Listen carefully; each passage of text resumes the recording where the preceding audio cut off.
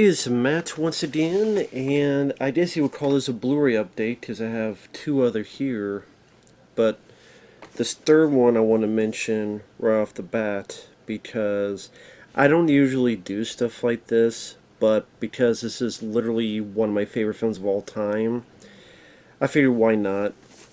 I got the limited edition Steelbook of Hard Target. I guess somehow would be a Zavi exclusive, but I bought this from a place called Atomic Movie Cafe. Number one, to support like a smaller business, but also number two, they're in Kansas, but they get a lot of overseas stuff, and this was one of them. And shipping was free, and it got here like in 2 days. So I didn't have to pay, because I guess if you pay enough, you get really nice guy, very quick shipping. You know what? I will continue to support local businesses like that. Well, not local, but smaller. Anyway, it is the Atomic Movie Cafe. So you see here, this is a box that I came in. Looks really nice. It is a 4K. Now you notice there it's got a bit of a little gloss, different texture from the rest. So that's a nice little detail. In the back you got Van Damme himself. Great pose there. Now what's featured in this is some extra stuff, but in particular, let's get into the Steelbook, which is a great looking Steelbook. A lot of the stuff, the letters and stuff stick out.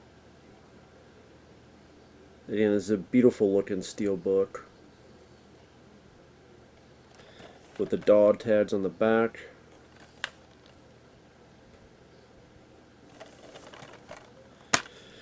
And you have the 4K. The only issue is the 4K has no features.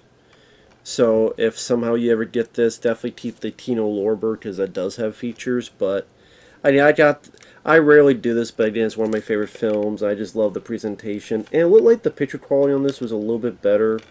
I do wish these companies would put the warp print on these releases, though. Now, this is my fan cut that I put in there, which is the cut I usually watch anyway. The disc they had in there was Hard Target 2 with Scott Adkins, and I took that bitch out. And I will say this: if anyone sends in a bid pay request, I will break that fucking thing on camera.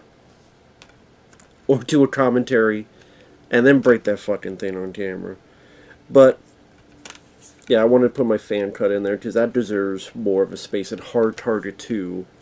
But yeah, again, this looked like it had a little bit better picture quality than Tino Lorber, but don't quote me on that because I'm not an expert on that. Some people may watch and go, "It's the same thing, Matt." But yeah, it's sad this doesn't have any features. It's sad it doesn't have the warp print. That's really my issue with it, but it's mainly for the presentation. Again, I love the Steelbook look of it, the feel of it. I love that the simple dog tag on the back.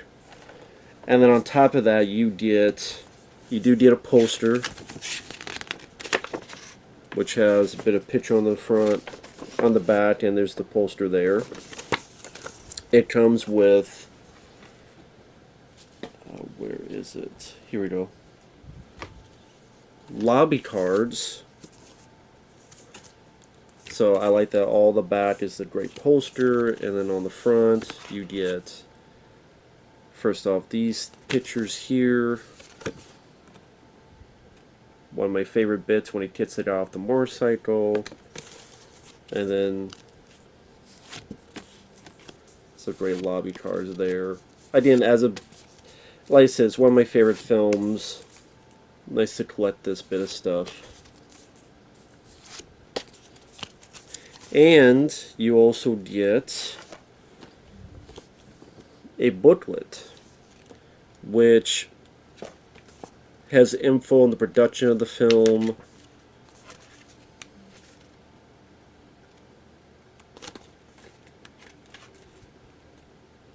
Talk about John Woo.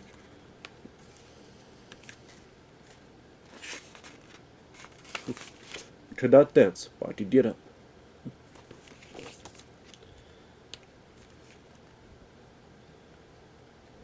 Yeah, and giving info about the making of the film. So like I said, I mean, this is one of my favorite films of all time.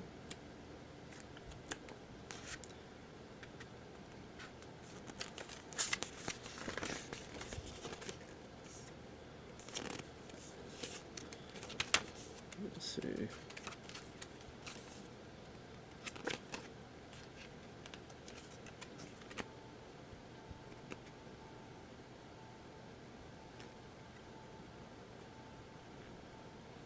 Sorry, just looking through.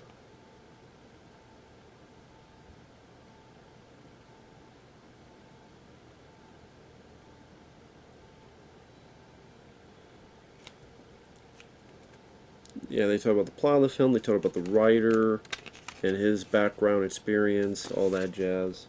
So, very cool to have this, like I said. Very great looking Steelbook. Some nice goodies in there. And limited edition 304 of 2000.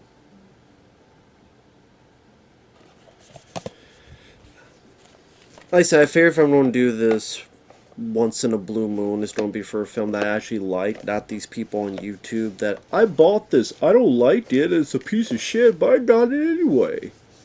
Well, if you think it's a piece of shit, you don't like it, then why do you have it? Oh, that's cool. Great. I'm actually going to watch, and now that I put my fan cut in this, I'm actually going to take this out and watch it, and it's going to look fucking great. If I could, I'd put it there, but anyway, very great looking Steelbook. And then two other things I did get. This one was actually for free because someone I know, they do work where they clean up places that people left. So people leave the place and it needs to be cleaned up so that someone else comes in. But a lot of times people leave behind stuff. It's like, hey, I know you like movies. And some of them were like the 2014 Ninja Turtles film. I'm like, I don't need that movie. But this, I took. Because, number one, this is a damn good movie. It's one of my favorite Oliver Stone films. It is a long film, but you know what? It's such a very interesting story. The conspiracy behind the death of JFK. And it has an amazing cast, like one of the best casts in the film. Kevin Costner, Kevin Bacon, Tom Lee Jones, Gary Oldman, Michael Rooker, Sissy Spacek. John Candy has a role in this. I think Joe Pesci has a role in this. Donald Sutherland. I mean, it literally is. I think even Jack Lemmon, Walter Matthau, small roles. I mean, it literally is one of the best casts in a film.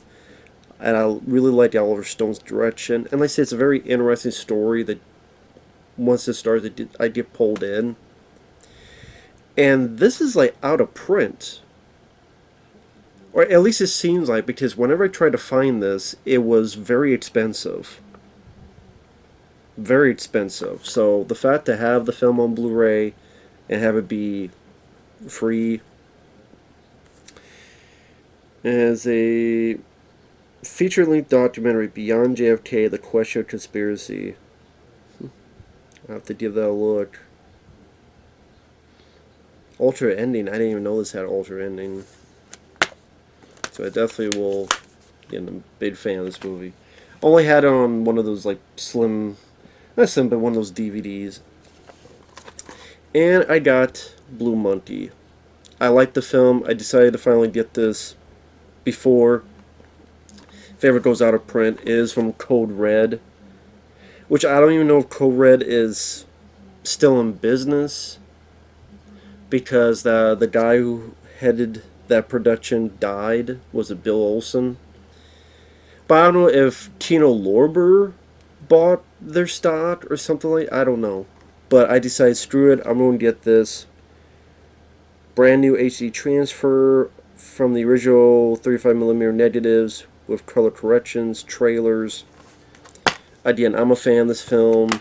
It does have its issues, but it's a big bug monster movie. It's like you take a 50s movie, but you make it an 80s aesthetic. It's got some pretty cool creature effects. And I like the cast, mainly Steve Railsback. I like that it takes place in a hospital setting. You know, there's some slow spots. Some characters, like the kids, do some dumb decisions. It's not like a flawless film, but again, it's a fun little 80s monster movie. And actually, I like the reverse cover of this better, so I'm actually going to switch that out. I mean, it's got a different title, which I guess actually this title fits the movie more, even though it's more simple. Inset. I mean, it's a very blasé title. It's that Blue Monkey, which is the only reason it's titled that, because a girl mentions, like, very off the cuff.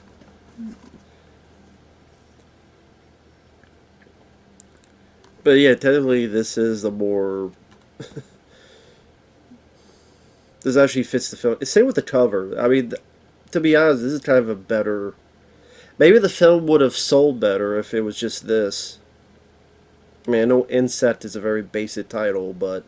So Speed. And look how successful that was. So, at least this has the monster on the cover.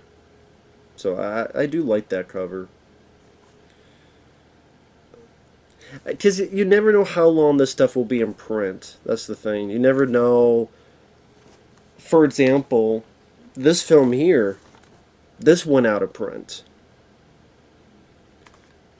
And if you want to get this, it's going to cost you an arm and a leg. So, like I said, you never know. So we got Blue Monkey. We got JFK. And we got the Steelbook of Hard Targets. The number 304. So, there you go. Oh, I guess that's actually a pretty low number. Must be... I mean, you know what? Maybe this isn't... I wonder... Well, I wonder if it's just not selling well. That's how I got such a low number. But like I say, it would have been nice if they at least put the work print version and the special features. I think that would have benefited. Just that's the thing. If people buy the Kino Lorber release, I don't see, again, other than you're me, and I'm the biggest fan of the film. Really, you're buying this just for the aesthetic and maybe a little bit better sound and picture. A little bit better. But I think a lot of people just pay the price to get the Kino Lorber one. But again, I think this... I like this presentation a lot more. So, there you go. But with that said, thanks for watching. Take care, and we'll see you guys later. Bye-bye.